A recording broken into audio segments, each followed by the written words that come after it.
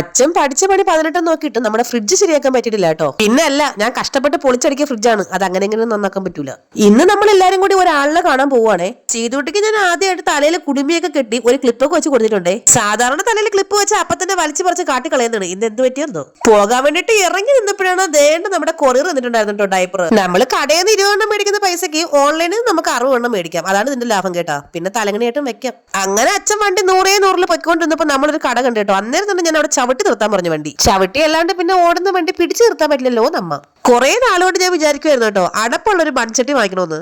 അങ്ങനെ പോകുന്ന വഴിക്ക് ഒരു മൺചട്ടി അതിന്റെ അടപ്പം മേടിച്ചായിരുന്നേ. ഇനി നമ്മൾ എവിടെയാണ് ആരെയാണ് കാണാൻ പോയെന്ന് വെച്ചാല് പോത്തങ്കോടുള്ള അച്ഛന്റെ അമ്മയെ കാണാൻ വേണ്ടി പോയതാണ് കേട്ടോ. അച്ഛന്റെ അമ്മയെന്ന് പറയുമ്പോ എന്റെ അച്ഛമ്മയാണെന്ന് ഞാൻ നിങ്ങളോട് പറയാതെ നിങ്ങൾക്ക് അറിയാലോ അല്ലേ. ഞങ്ങൾ ഇടയ്ക്കിടയ്ക്ക് പോകാറുള്ള ആകെ ഒരു വീടെന്ന് വെച്ചാൽ ഈ വീടാണ് കേട്ടോ. നമ്മൾ വല്ലപ്പോഴൊക്കെ ഒന്ന് പോയി കാണുന്നത് അവർക്കും സന്തോഷം, പിന്നെ നമുക്കും ഒരു സന്തോഷമല്ലേ.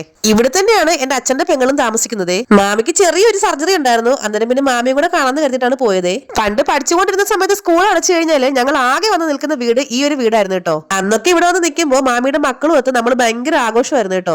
ഇപ്പൊ എല്ലാരും വളർന്ന് പന്തലിച്ച് ഫാമിലി ആയി, ഓരോരുത്തരും ഓരോ വഴിക്കുമായി. ചീതുട്ടി അവളുടെ പാവക്കുട്ടനെ കൊണ്ട് അവിടെ മൊത്തം ഓടി നടക്കുമായിരുന്നേ. മാമിയുടെ വീട്ടിൽ നേണ്ട ഇങ്ങനത്തെ അത്തിപ്പഴം ഇഷ്ടം മാതിരി ഉണ്ട് കേട്ടോ. പക്ഷെ കംപ്ലീറ്റ് വവ്വാല് കഴിച്ച് പോവായിരുന്നേ. പിന്നെ അതുങ്ങൾക്ക് നമ്മളെ പോലെ ചോറും മീൻകറിയൊന്നും കഴിക്കാൻ പറ്റില്ലല്ലോ. ഇതൊക്കെ അല്ലേ കഴിക്കാൻ പറ്റുള്ളൂ അല്ലേ.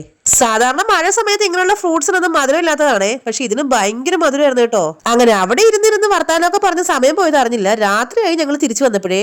ഞങ്ങൾ വീട്ടിൽ നിന്ന് ഇറങ്ങിയപ്പോൾ മുതൽ തുടങ്ങിയ മഴ വൈകുന്നേരം തിരിച്ചു വന്നപ്പോഴും മാറിയിട്ടില്ലായിരുന്നു കേട്ടോ. അതിന്റെ കൂടെ ഭയങ്കര ട്രാഫിക് ബ്ലോക്കും. ഫ്രിഡ്ജ് ഇല്ലാത്തതുകൊണ്ട് മാവെല്ലാം കൂടി വെള്ളത്തിനകത്താണ് ഇറക്കി വെച്ചത്. അതെല്ലാം കൂടെ പുളിച്ചൊരു പരുവായിപ്പോ. അപ്പൊ രാത്രിയിൽ കഴിക്കാൻ നല്ല പുളിച്ച തട്ടുദോശയും പിന്നെ നല്ല തേങ്ങാ ചട്നിയും പിന്നെ നല്ലൊരു ഓംലേറ്റും. എന്നാ പിന്നെ ചൂട് പോകുന്നതിന് മുന്നേ ഞാൻ ഇതൊക്കെ കഴിക്കട്ടെ. നിങ്ങൾ നമ്മുടെ ചാനൽ ഒന്ന് സബ്സ്ക്രൈബ് ചെയ്തേക്കണം കേട്ടോ. ടാറ്റാ.